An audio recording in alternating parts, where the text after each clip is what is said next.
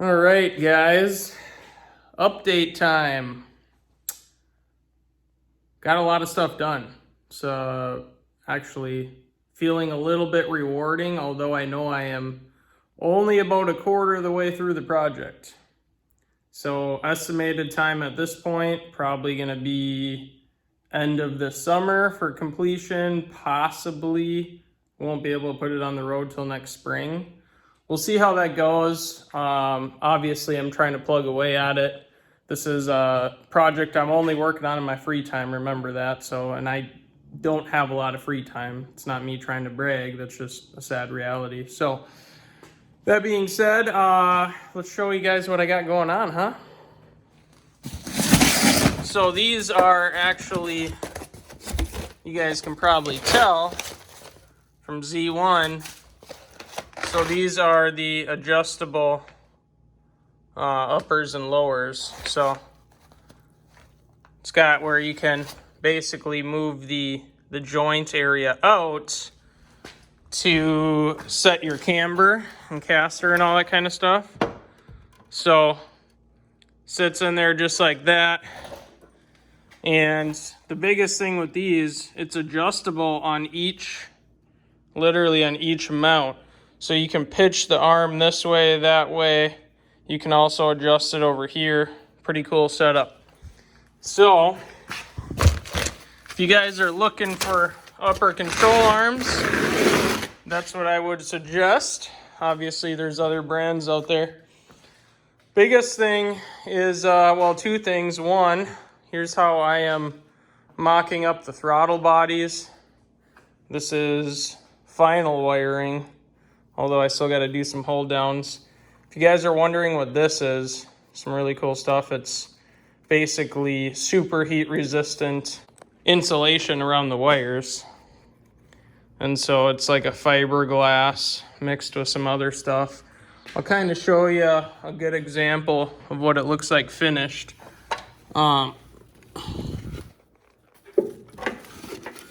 Pretty stoked on this one because essentially this is what it's going to look like. But so it's wrapped all the way to this is the starter trigger, in case you guys are wondering. That sits down by the exhaust. It gets really toasty. So not only am I going to be doing a lot of heat shielding around in that area, but it has the heat tape underneath this, and then insulation, and then tape underneath that. So this wire is not getting burned, long story short. And I kind of like the black better than the counterpart, which is the shiny silver look. I'm not really a fan of that, but as you can see, we got wires everywhere. I've literally spent this whole time just mocking the harness up. If you guys can see that, it is an absolute disaster. Remove the map wires out of the harness, because what I'm probably going to do is I'm just going to run those as intake air temperature sensors, one in each manifold. Gives you a better temperature reading that way. We're also going to be running map instead of MAF, so there's no need for the, can sealed mass airflow, the insulated pair. So that being said, you guys can see I got the shiny template on here. I want to give a huge shout out to Austin at Simplistic Garage, They're doing a lot of VQ research and development. And I'll pause here. You guys see those black marks? Those are just areas I got to finish kind of port matching it. But essentially the way this is going to be set up is the throttle bodies are going to be on the front, just like such. It's going to have two, runners that plumb up into it right from the intercooler, which will sit in the front area. This will not have a radiator in the front, so I'm literally changing the whole front end of how this car goes together. It's going to be automatic transmission cooler, which will touch on the automatic trans. It's going to be pretty sweet. Automatic transmission cooler, oil cooler, intercooler. That's how we're going to have it set up. And so obviously they're going to plumb up, Ferrari style right from the front, come up this way into it. Now, the engine is obviously very elevated right now. Now, when it sits down on the frame, I'm not 100% sure if these are going to clear the hood. We'll obviously find that out the hard way, and if they don't, guess what car's getting a hole in the hood? This one. So, just to kind of give you guys an idea of how this is going together, obviously, dual throttle body. These are 75 millimeter. I mean, these are big boys. You know, I can't quite fit my knuckle in them, but they're big throttle bodies. A lot bigger than the stock ones. So what we're gonna have is split runners. You know, down this side is gonna be all the closer runners.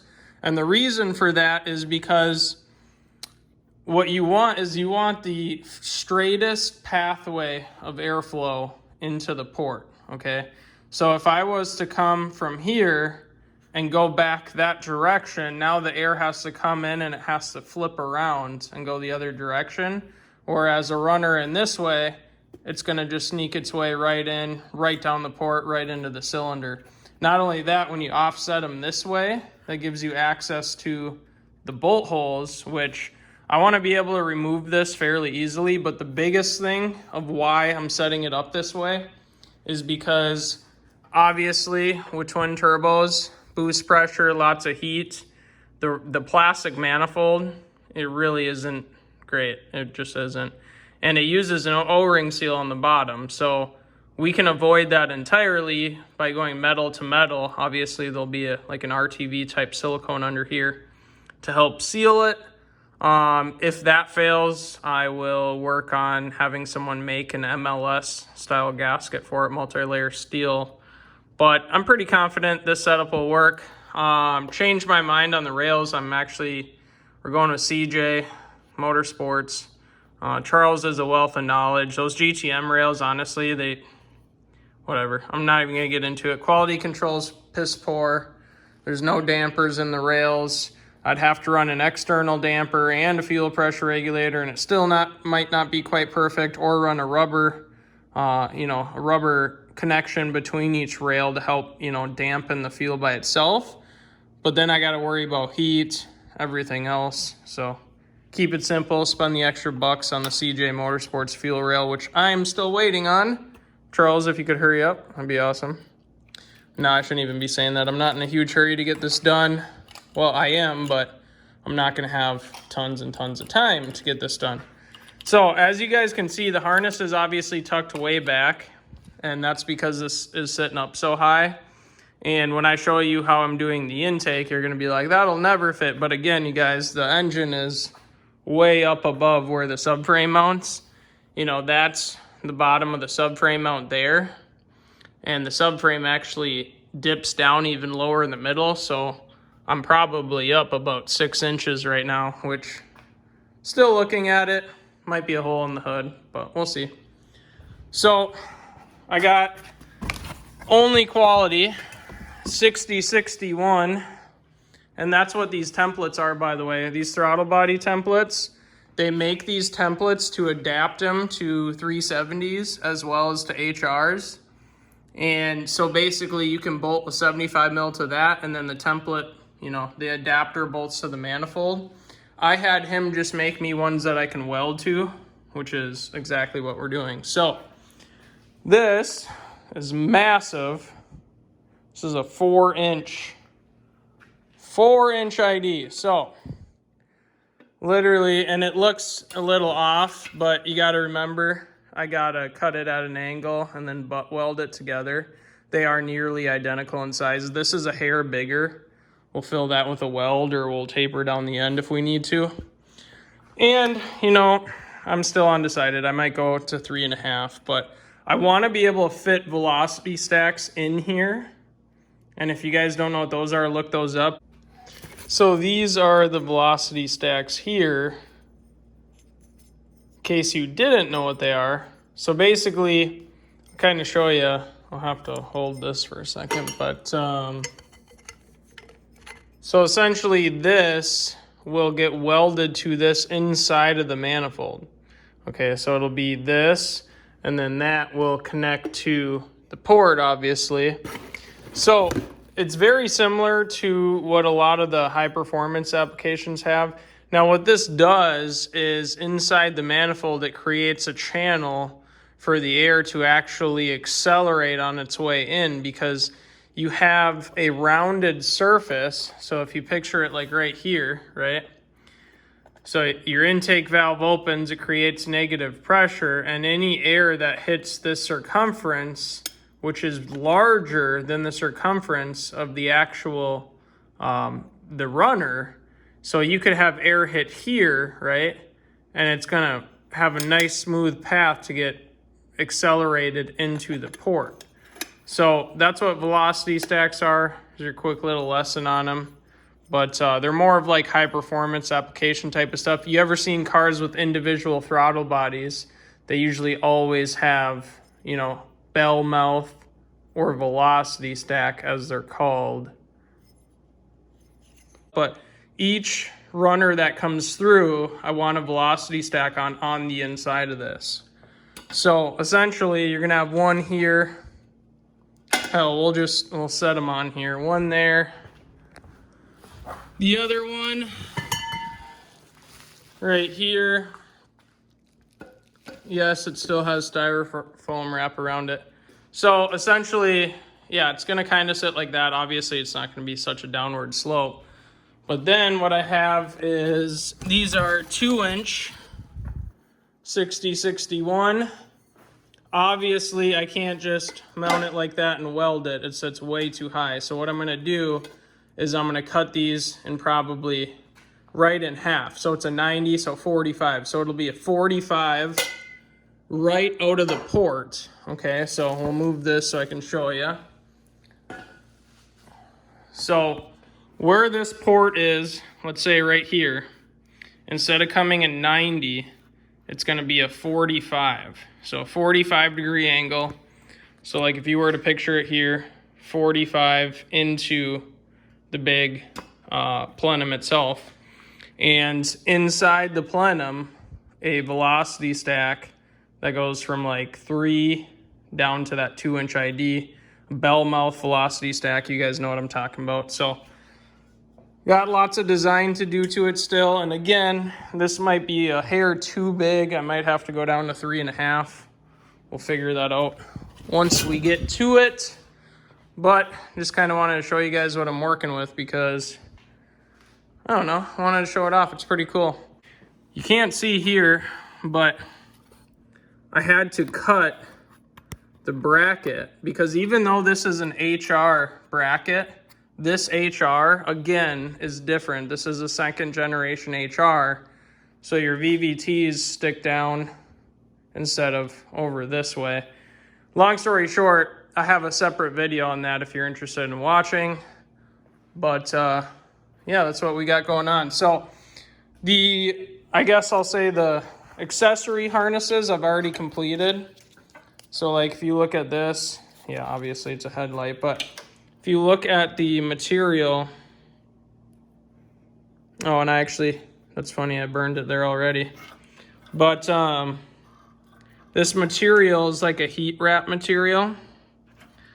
So it's actually really durable, and it adds rigidity. Like it's harder to bend the harness with it on. And it takes up way, way less space, because all that loom, and yes, loom is a good idea, but this is double wrapped in that stuff. So I think she's gonna be just fine. Can't even scratch it open. I mean, it's pretty good stuff. So got the inside of this almost done. I got to change this junction once again. We're going to go with a more, you know, permanent setup there. But this is already mounted. This is going to be basically a power through the junction box area.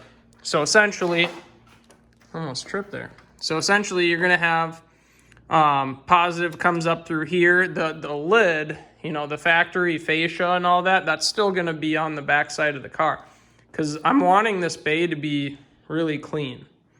And no, this is not the final paint either, so you guys can quit tripping about that. But power comes through here, out the other end. This will go to starter and alternator, obviously. And then this right here, obviously ground, conveniently located, because I got a ground tab right there that I can just ground right to it.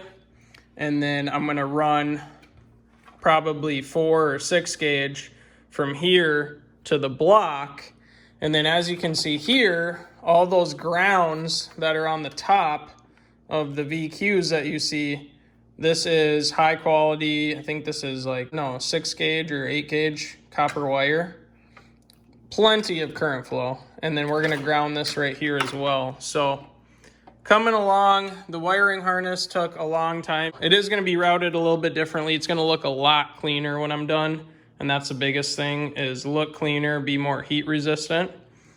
But still a long way to go on that one. So the other thing is I did get the transmission built. I do not have the transmission here to show you. I just have a spindle that's sitting on the bench and a muscle milk. Still got to do that one. But I had to leave the trans there because one of the bands was actually bad and we did not order a band for it. So gonna have to wait on that. But yeah, there's your update on the G. Nothing has changed interior wise. Nothing has really changed other than that. But we got some big things in the works. I'm mostly stoked on this manifold, so we'll get that going. We'll give you guys updates as we keep going here. Long ways to go. I mean, even once I get the engine, transmission, wire harness, and the plenum all set up, these GTM manifolds are not staying on. We are custom fabricating the manifolds as well. And I need to buy the turbos first for fitment so that I know the turbos will actually clear in the bay, and that'll tell us how we're gonna run the manifolds. So lots and lots to do, but told you guys to keep you updated, so there's your update. Just stand back and admire.